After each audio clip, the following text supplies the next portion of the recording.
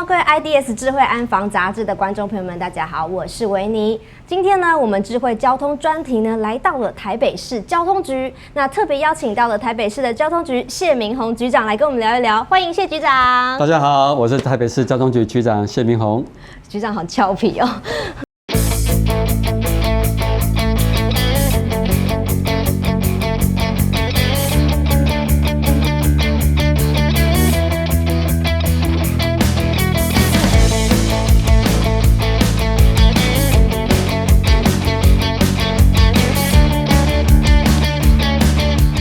This episode is sponsored by Canon. With AI image recognition and edge computing at its core, Canon integrates traffic flow detection, traffic signal control, technology-assisted law enforcement, and parking management to deliver smarter and smoother real-world smart transportation applications.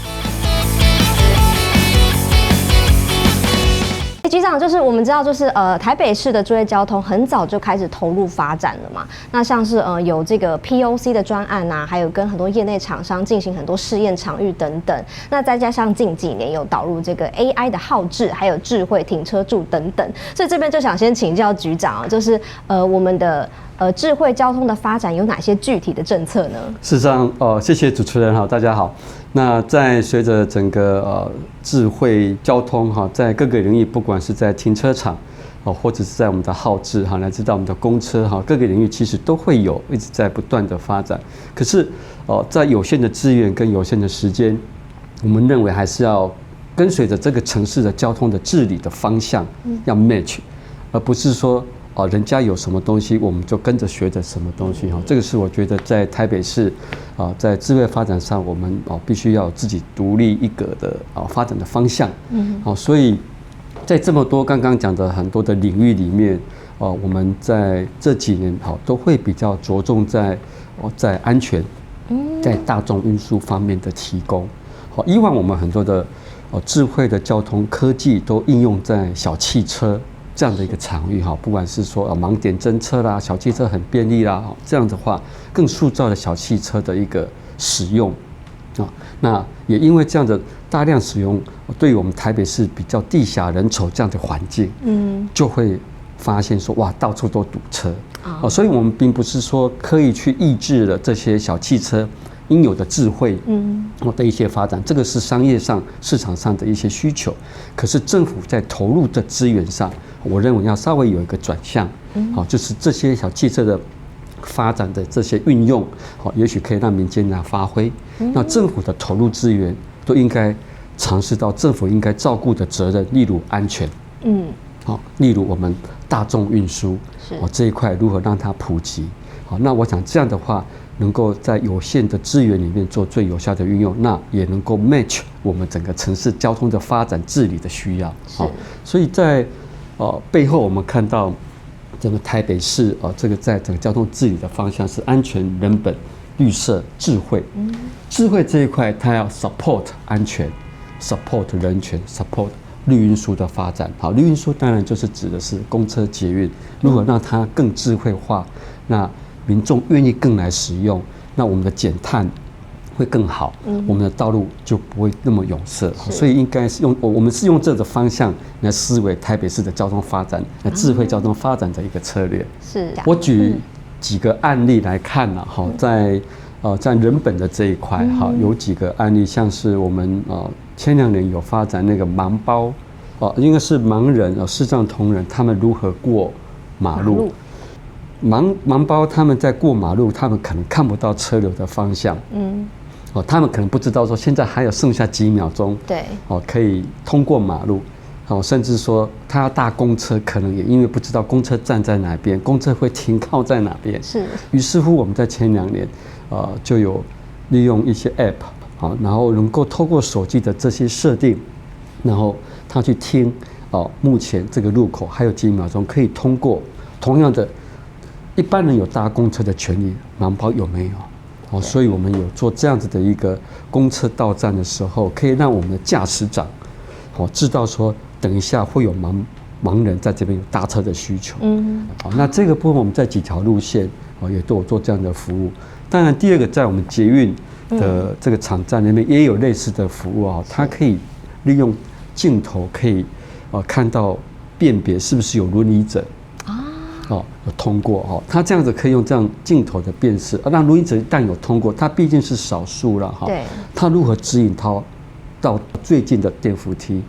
那这个也是一个非常的温暖的服务。对，所以我刚刚讲的就是说，在整个科技的运用上，如果能够运用到人性的需求，我是最根本的。我觉得我也非常的赞同交通部的一个理念，要用安全人本当做是我们科技发展的方向。那这边想请教局长，就是那推广到现在有没有遇到什么最困难的地方？其实在科技瞬息万变了是同事们同仁们的这个在专业上的一些补强，也要不断的去学习因为我们本身大部分是学土木或学交通的，要去学资通讯这一类的确也是一个很大的一个挑战。当然，我也很庆幸我们同仁都很愿意去尝试这样的一个新的领域，因为电脑这些科技或者运用，可能都随时都是在生活之中那不得不大家都要去学，包括我现在一直不断在学什么叫做 AI 之类的，它一定是生活中不可或缺的一个本能本质。那这个是在如何培养一个这样的人力，或者这样的这样人力的量的提升是可能我觉得比较迫切需要的。第二个就是整合，整合我一直觉得现在台湾我们很好，就是我们警方有很多的我们的治安监视器，治安监视器其实在警方的需求它是针对治安的需要。那交通有交通的那个监控车流的监视器，事实上这两个加总起来的量是很大。那如果能够整合来运用，那我们不管是在台北市的街头，或在我们台湾各县市的街头的那个眼睛是会很多的。当然，我们很多会去担心到所谓的个资隐私，但这个部分我相信应该是可以有技术来克服。可是这些的眼睛如果能够统筹来运用，那么我们对刚刚讲的一些事故的发生，我们马上第一时间就能够侦测。否则如果单纯只靠交通监控的这些 CCTV 去监控，那数量毕竟是有限。所以我们一般在称呼我们警用的监视器是非常的密，所以他们为什么那么快可以抓到犯人？是这些罪嫌逃亡的路径，马上就很快的可以去找到追踪，找到当事人。但是如果对于我们交通常常发生的拥塞事故，或者是有很多像机车违规骑在人行道上，对，这个是大家非常痛恶的。那如果这些在路口的监视器，如果能够大家合并来运用的时候，事实上就可以让这些不好的这些违规的习惯，可以马上能够来消除。那我们就有机会慢慢走向更文明更人本的城市。我想不是只有台北市各县市都有。那这一点我是认为说，除了刚刚讲人力的素质的量要继续扩增之外，那怎么在各单位之间的这些设备如何来整合运用，资源运用，不要重复浪费投资，这个我也觉得是可以有待努力来再做一些突破跟努力的。所以就是人力跟整合的部分嘛，是人力的培养。那想请教就是局长说，那现在这个在智慧交通上面应用 AI 的部分有没有一些比较落地的案例可以跟我们分享一下？我讲几个案例啦。在前几年，其实我们同仁都是用眼睛在看哪个路口就像各位可以看到那个黑板，我这个面板上都常常都有一些那个影像的画面。对。有时候就会看到，怎么一坨车？这个比如说建国北怎么一坨车停在那里，大家不知道原因，于是乎通常传统的做法就是警察要跑上去看或者是说那个去排除啦。但是如果透过这些影像，它用 AI 的影像的辨识的能力，就可以知道判断说这是故障车，或者这是事故。于是乎，我应该派遣的是事故的话，就可能包括1999也好，或者警察马上如果去做排除。那现在目前这个部分，我们在建国南北的快速道路上都有装置这个 AI 系统，那可以缩减很多的时间。以往都是用同仁，都是警察在现场马上通报，再打电话。那我们现在从远端的刚刚讲的这个眼睛就马上判断，就马上可以经过学习就知道说这个就是事故了。那警察就马上第一时间去可以做到现场。但第二个就是我可能大家会比较讨厌叫做科技执法，但是我一直认为这是必要之恶啦哈。是。那国人的这个的驾驶习惯以前都有一些比较不是那么好哈，因为我们以前考照的制度并不是那么的严谨，所以很多的驾驶习惯、骑乘习惯，我举例好就切西瓜，好就是它就跨越双黄线，跨越双白线。本来这些是路口的设计，就是要安全，可是我们很容易要贪图便宜，就左转就马上切西瓜。是，那这一类的行为，已经从事故的数据上告诉我们，这是台湾最常发生，而且很严重，常常都是因为左转跟直行车的对撞，这死亡率很高。是，好，于是乎这种如何用科技来改善这个作为，就是也是同样的，这个 camera， 它如果判断一辆车的驾驶行为是有偏移，而且是跨越了这个双白线，表示它已经违规了，让后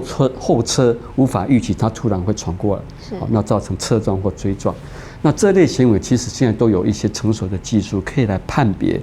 在这个执法上，它可以很明显、很快的，就是用那个 camera 就可以判断它是违规，马上开罚单。那这类的运用，事实上在各县市的科技执法上也有。那我认为这是对民众是有帮助的。那第三个案例也许我可以再明确讲，我个人也觉得蛮感动的，就是说，我们也运用那些路口的号志，在做我们的紧急优先救援系统。是，那这个是在救人命。好，我想市长在前几天有分享这个台北市的实施案例，分享给我们国际的城市的一些这些贵宾们。那这个就是我们跟消防局的一个合作。我们在那个路口的那个号志，它如果 CCTV 判断了，如果今天有侦测到那个消防车或是救护车的需求的时候，它会马上让这个路口变成绿灯。那我们在台北市前10大的医院都已经设计这个路廊，让他们如果是侦测到有这个消防车的需求，要后送就事故的路口，他要送到医院这个路径，他碰到这样的那个红绿灯，这个路口有装设感应性的号志，他去判断有这个需求，马上会变绿灯，让他一路能够很快的时间送到医院。那我们跟消防局的一个合作，就是经过收集各个案例，那平均可以节省42秒。那我也曾经问过消防局人员，42秒是什么样的概念？它是可以救活一条人命。所以这样的一个运用，它用在我们的生活之中，用在这些急需要的这种所谓的救命的一个时间点。那么这个部分也是我认为非常的有温度。那第二个就是说，我们也经过这样的实测，以前消防车就在经过路口的时候常常会跟横向的这个汽机车反射碰撞。经过我们刚刚这样做的话，对于我们整个在路口跟其他车的碰撞也有减少到62.5%。那这个都是一个双赢了那另外有一个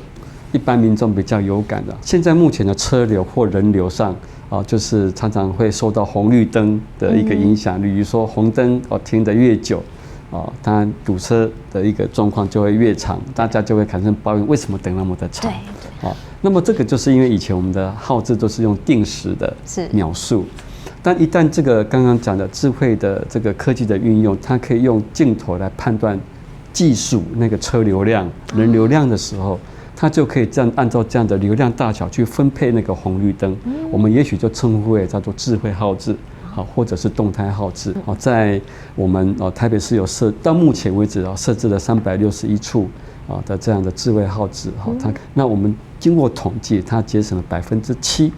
这样的一个那个旅行时间。就是整体而言，就是它有做出了一些效益了当然我们以后还是会继续做，因为我们常常也发现到说有些怎么在开车的时候发现都明明没有车，怎么还要等那么的久？这是民众最直接的反应。对，最直接的反应。所以这一块我们已经把它列为这是一个 normal 平常就要去做的工作。那另外有做一个叫做感应性的号志。那感应性的号志，它的逻辑就是说，干道跟知道车流量没有很多的时候，事实上我不一定要去开这个绿灯给它，它可以让干道继续的维持那个绿灯。因为知道没有车嘛，也没有人要通过，所以这样子的一个感觉会更明显哈。那这个部分我们有做68处的感应信号字哈，那也可以减少32%的红灯的空等率，就是它就不用在那边等红灯哈，就不会说绿灯完几秒钟变成红灯，它也许就是一路绿灯哈，让整个城市的在大干道上的整个运行的效率就是能够更有效哈，更够节省时间。我想这个也是可以减少一些排碳的哈。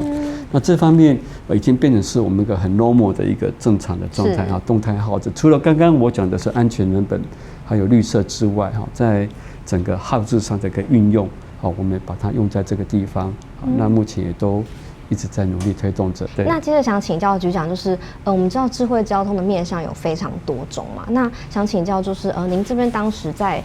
决定哪一些面向是要优先去做选择，是有哪一些先后顺序的吗？有，就其实诚如我刚刚讲的啦哈，比较算是照顾弱势的哈，这一块啊，其实我们还有一个叫做伦理的服务哈，就是以前曾经试办过哈，就是让在台北车站这些像这很多人都会讲当是迷宫，可是对一个轮椅者他更是难上加难怎么透过这种的一个导航的服务让它更便利所以刚刚主持人讲，我可以比较大的方向来讲是说，我比较主张是优先放在弱势的这一块，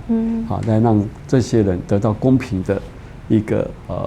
那个服务不要到最后说只有一般普罗大众有，他们反而都一直被封锁住，或是足不出门这个是应该是我觉得在科技上我们用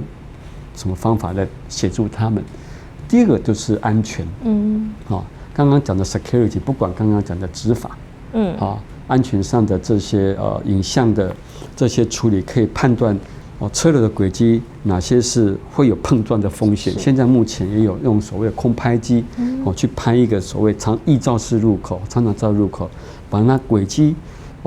就是实际拍摄以后画出来，发现哇，原来当初的道路的设计是有问题的，因为它这个设计可能会造成左转、右转或直行之类碰撞的机会。所以通过这样的技术，让我们对安全在入口的设计上能够提升，也是我觉得应该是要赶快发挥，因为这个牵涉到的是人命，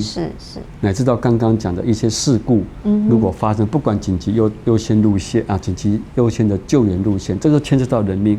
或者是一旦发生路口事故 ，AI 马上判断救护车或消防车、警车如果在最短时间去赶快排除。因为那时候一个事故可能马上就有人命，他必须是不是几秒钟之内要马上后送到医院，这个 AI 的侦测，乃至到刚刚讲最后就是刚刚讲大众运输的服务品质的提升，车内跟车外车内当然我们前几天去国外其他城市看车内的也有一些技术，我觉得也蛮新鲜的，它可以侦测到驾驶人有没有打瞌睡，公车有没有踩错油门，它都有装那个我们也许叫做说监视器，它可以马上判断，不对啊，你怎么该踩刹车，你踩到油门，那它也可以做这样提醒。这个都是利用这些技术来做我们对大众运输公车这个车内的一些服务品质的提升，乃至到说它从一些摄影机也可以判断车内是不是拥挤了，车内一旦拥挤了，是不是可以预告说，你是不是要赶快派下一部车过来，或者是场站发现他的刚刚讲的，假设警用的这些 CCTV，他可以看到就近转移一下某某站他的公车怎么那个后车亭里面挤满了民众了，那是不是马上可以透过这个通讯告诉公车业者，这边赶快要再加拍一排人来疏运。那这些都是我觉得说，在台北市，我觉得这些都是我比较想要去致力改善的方向。我想可以也许用这样的话来做一个简体的结论，就是说，后置的一个智慧化可以让我们的旅行时间节俭，动态后置的优先的一些运用跟消防的运用，可以让我们救一些人命。那后置还有我们的一些运用监控系统来看一些车流的轨迹，减少一些碰撞是我们在安全上的一些运用。最后就是我们这些盲包这些轮椅的人他可以透过科技的运用让他们能够安全的过马路，安全的等公车，创造平等的那个运输的机会是我觉得我们台北市要走的方向。谢谢局长帮我们做一个非常完美的 ending 啊，真的。对，刚刚局长讲得非常的清楚，所以相信大家其实在台北市的智慧交通上面都有目共睹啦，这些成果大家都非常有感觉。那相信之后我们也会带来更多的友善便民的交通环境给大家。是，我想请大家拭目以待哈，我们同仁们也都非常的努力啊，一直在往这个方向在努力。那也许在2年3年，也许都会有一些成果。那最后就是2029年，我们一个 ITS 世界运输大会哈，这个世界性的大会会在我们台北举办。那我们也是请全国的力量，虽然举办地是在台北可是我们把它当成这是国家的大事哈，也跟交通部中央机关，还有我们还有一些 ITS 协会哈，大家3方一起共同合作，把它当成国家的大事。我相信我们国内的这个 ICT 产业跟交通的这个业界的整合，我们不会输给国外。是，我们 ICT 产业太强了，所以这方面我们现在正在紧锣密鼓的筹划。我们希望在2029这个年会的这个世界的橱窗，看到我们台湾的实力。这个也是台北市现在目前我们正在筹办的，也跟中央的机关们大家一起在共同努力的方向。是的，那我们一起期待2029年的到来。那厂商朋友们，大家都可以关注这个盛会哦，都会举办在台北市。是。好的，那谢谢局长今天接受我们的访问。不会客气啊，辛苦啦。如果大家对于今天节目内容有任何的问题或建议，都欢迎在我们影片下方留言，我们会把大家的问题统一搜集之后，再交由交通局的专家来回复各位哦。那今天节目就到这里啦，我是维尼，我们下次再见，拜拜。谢谢主持人，谢谢各位观众朋友，拜拜。